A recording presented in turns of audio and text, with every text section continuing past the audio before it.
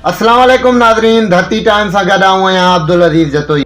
कराची मां सर मेमून जी ख़बर शामिल कंदासीं। शहीद ज़ुल्फ़िकार अली भुट्टो लाइ कॉलेज मुराद मेमून ॻोठ में मुल्क जे अॻूणे वज़ीर आज़म ऐं पीपल्स पार्टी जे बानी शहीद ज़ुल्फ़िकार अली भुट्टो जी 95 सालगिरह मल्हाई वई, जंहिंमें लॉ कॉलेज जे principal Riaz Baloch, Sindhi language authority जे अॻूणे chairman professor doctor Ghafoor Memon, Sajid Mangi समेत उस्तादनि ऐं शागिर्दनि सालगिरह जो केक काटे ख़ैस ख़िराज तहसीन पेश कई।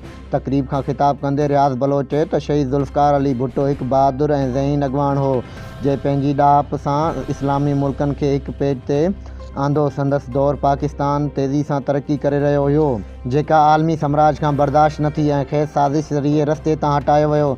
संदन नारो अॼु बि मुल्क जी ज़रूरत आहे, अटो लटो अॼु हर ग़रीब जी ज़रूरत आहे। पीपल्स पार्टी मज़दूरनि हारियुनि नारियुनि जी पार्टी आहे। असां उमेद था कयूं त पीपल्स पार्टी जे नौजवान क़यादत बिलावल भुट्टो ज़रदारी पंहिंजे सलाहियतुनि जे ज़रिए मुल्क जी महांगाई ऐं बेरोज़गारी खे कंट्रोल कराए अवाम जी भलाई लाइ क़दम खणंदो।